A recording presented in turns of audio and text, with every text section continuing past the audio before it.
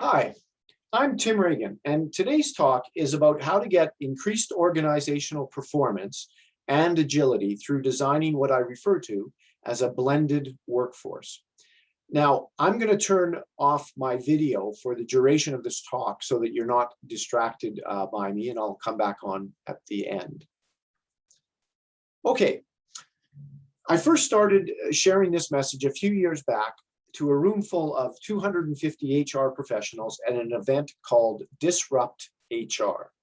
Now, the message was that significant performance gains were possible through embracing a distributed virtual workforce containing both employees and independent contractors. Now, of course, that was before COVID, and while my talk did garner some follow-on interest from some of those that were in attendance, I suspect the reality was that the proposed actions were just too far removed from their day-to-day thinking of organizational design. Perhaps they were too disruptive. But of course, post-COVID, things have shifted significantly. Now, post-COVID, we're now embracing the term hybrid workforce to refer to the option of employees working from home or from the office. Now, COVID has forced us to realize that for a large number of organizations, work can be location independent. That's a big shift in our status quo thinking in a very short time. Now, blended is another logical step beyond hybrid. Once hybrid becomes the normal operating mode for a lot of organizations, and I think that's going to happen fairly quickly over the next couple of years, the next big question then becomes, well, if our employees can work remotely from anywhere in the world and add value, why exactly do they need to be our employees? Could they also be known, talented people that operate as independent contractors? And I think that question opens us up to envisioning the kind of performance and agility gains that are possible through the thoughtful design of a blended workforce. So in this talk, I'm going to lay out 7 steps for exactly how to do that. The concepts are applicable to organizations of all shapes and sizes and are generally easier and faster to implement in smaller organizations. Now, we're due for increasing turbulence and disruption in our immediate future. Our current global pandemic reinforces that point. The big difference with the global pandemic is that we've all experienced it at the same time, and so it's permeated every aspect of our awareness. Now, the obvious lesson from previous disruptions and from what we're taking away from COVID in real time today is that our people, our organizations, we all need to be more agile, adaptable, experimental, and resilient to shock. So what does it mean to actually have an agile workforce in an adaptive organization? What does that actually look like? Well, one answer comes out of this organizational design challenge. How do we continue to deliver the critical short-term performance that the organization depends on while developing the adaptability to quickly respond to unknown conditions in the near future? So the organization is demanding both short-term performance and longer-term adaptability. How do we deliver? Now, just before we go there, let's look at the standard building block of traditional workforce design, the concept of the employee workforce. Now, the employee workforce concept is an industrial age design. It was specifically designed for a world of work where there's a conformity of work, a predictability of conditions, and at best, only slow, steady change. The toolkit that HR utilizes today is still optimized around this concept of a generally static employee workforce. Think about how we operate our organizations with processes like detailed job descriptions, annual performance reviews, time-consisting intensive recruitment cycles. Today's knowledge-based work is much faster paced, consistent, constantly evolving in required skills, changing frequently and shorter project duration. The industrial era thinking that still permeates HR groups everywhere is holding us back from tapping into the performance potential of the people we engage. Now, contractors, consultants, freelancers, we've always used these kinds of available free agents as an ad hoc response to short-term needs. The opportunity at hand now is to evolve this massive army of independent contractors, literally a global army of independent contractors, of free agents everywhere, into a functioning workforce platform for your organization to deliver huge gains in organizational adaptability and performance. To deliver that, though, you need to think differently and operate with a different set of tools and processes. So here's our long-term goal: a blended workforce of full-time employees and on-demand free agents. And of course, that workforce is not static, but always evolving based on organizational and business goals.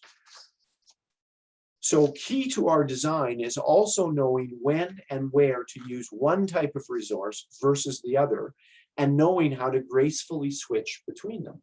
This is all about progressive workforce design, and it needs to be promoted as a business imperative. Here's the 7 steps that deliver short-term targeted performance improvements while laying the groundwork for developing a blended workforce to improve your organizational adaptability. That's our stated design goal. Well, first, you need an internal business partner, and together you want to pick a well-defined performance target to focus on. Now, in picking your internal partner, find one willing to experiment and driven to make serious performance gains. You don't want to be undertaking this initiative for a gain of just a few percentage points. You're looking for a big leverage point, gains of 20%, 25%. Those kinds of performance improvements are what you're shooting for. Now, within this bounded experiment, identify the specific team members that are going to be responsible for delivering those performance improvements. Give that team the visibility, permission, latitude, and the tools and support to assist them in identifying and removing the internal roadblocks that are holding back performance. Focusing on this for 2 consecutive quarters will deliver an impressive and sustained performance boost. Now, this is a great place to bring up what we've learned from COVID. In the first shutdown, companies around the world enabled their workforce to work from home. And they did that over a weekend, whereas just a few weeks earlier, it had probably been a daunting 2 to 3 year project that was on IT's plate.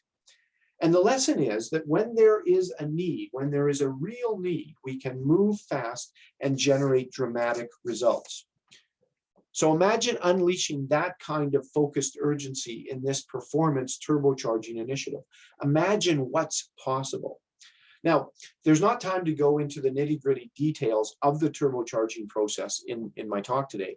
I do have separate resources available if you're interested, and I'm going to share my contact details with you at the end of this talk. So please do reach out to me if you want to know more. Now, delivering on your performance goals provides the internal visibility and the credibility for this approach. Others are noticing and are starting to talk positively about this initiative. Keep this in mind when you choose that first partner and performance target. You'll want to stack the deck in your favor in getting a desirable outcome to help create positive momentum and good vibes in the organization. And while you've got that goodwill, you need to continue to champion the long-term design strategy and keep reinforcing the goals of this initiative. You're not just going for the one-hit wonder status here. You're actually on the path to creating a high-performance, agile workforce. Now, here's the real point of this experiment. You now know a lot more about the inner workings of this part of the organization and what it takes in terms of human and physical capital to deliver the desired performance outcomes. You've had the conversations and the debates about how to do the process differently, how to streamline it. Could we remove those steps? Why are we doing it this way? Should we involve the customer sooner in our conversations? What would that look like? You've gone through all of those conversations. You now know a great deal more about that part of the organization and what it takes to deliver the desired performance outcomes. Yes, you've delivered an impressive performance improvement, and that looks good on the bottom line. But the real point of this bounded experiment was that you now know a lot more about the inner workings. So what did you actually learn from all of this? Well, your ongoing turbocharging activity, the 26-week process, helped you establish the baseline performance that is available with today's current resources. You've gained a lot of clarity about what it takes to scale the performance in the organization and that part of the organization. And you've developed some fresh thinking into the performance scaling with both employees and free agents. So that's the own option is employees versus free agents as the rent option. And now you've got those insights into how you could scale it using one or the other or both. So combining these, you're starting to develop clear insights into how performance is scaling through human efforts, regardless of where you source them from. You're starting to collect the relevant data you'll need to support informed rent versus own decisions when seeking to scale performance through workforce adjustments. But that was just the start. You've really only just begun. That was your first experiment. Now, what you're going to do is just go around the organization and rinse and repeat and rinse and repeat and rinse and repeat. So you're going to go and find another internal business partner, target a specific performance improvement, pull a team together, run through the turbocharging blueprint, and then again and again and again until you've run out of high value targets. Now, you will have delivered impressive results, and you will have learned a ton about how the underlying organization works. So it's time to systematize everything that you've learned. By moving this turbocharging process around and around inside your organization, you've captured insights about team performance, work practices, workflow improvements. It's time to put that all to work for you. So one example is building a free agent roster.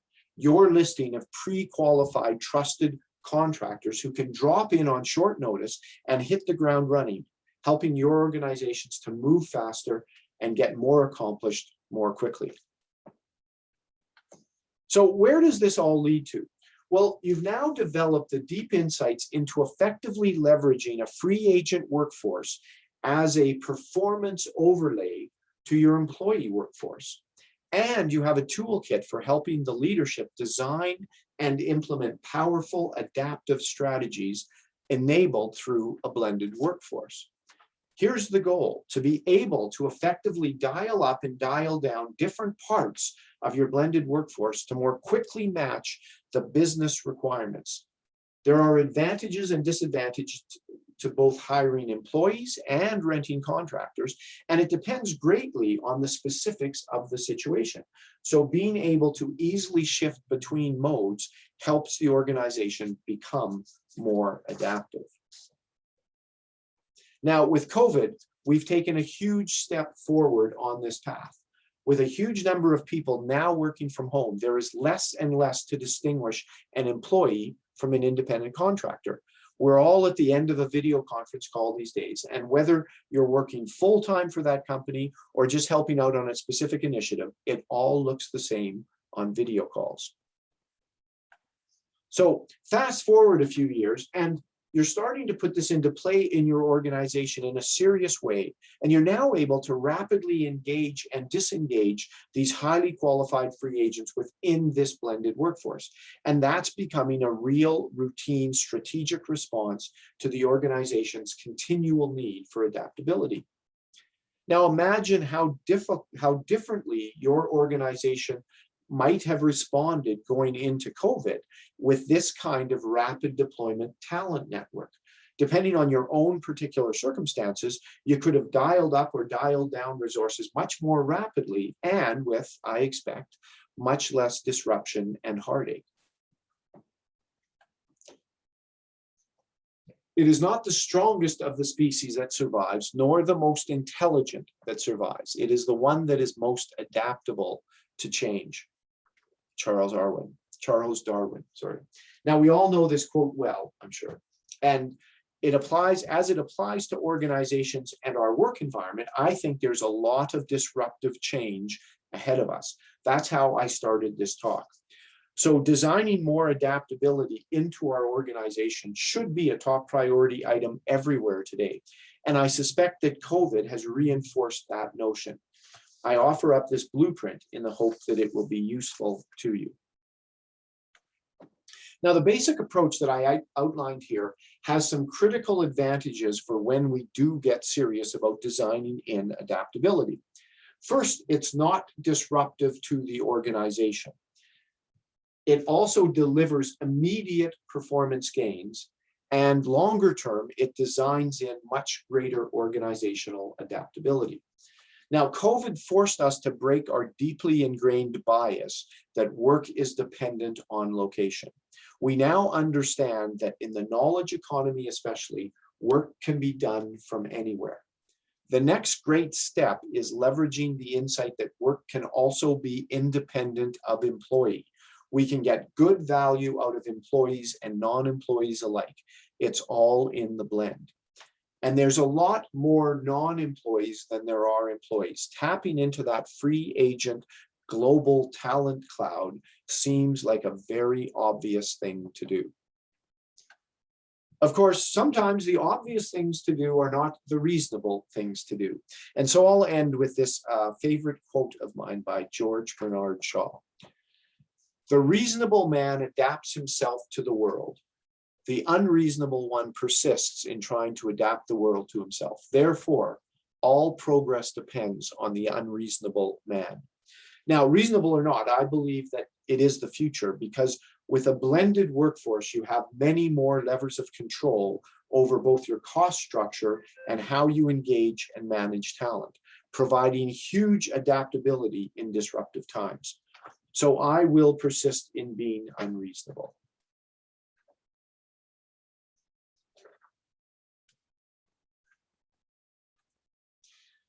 So I want to thank you very much for your attention. I do hope that my talk has sparked some ideas that you can experiment with in your own work. Now, if you'd like to get in touch with me and discuss any of the things that I've talked about here, there are some various ways. You can email me at treagan@cviewstrategies.com. You can connect up with me via LinkedIn. Look for, search Tim Reagan, Business Engineer. And let me know that you watched this talk so that I can reference that in terms of your outreach on LinkedIn. And of course, you can also set up a time to speak with me with my Calendly app that is shown there. Just go to that URL, calendly.com/treagan, and you can pop a time and a day into my calendar that is convenient for you. So thanks again very much, and goodbye.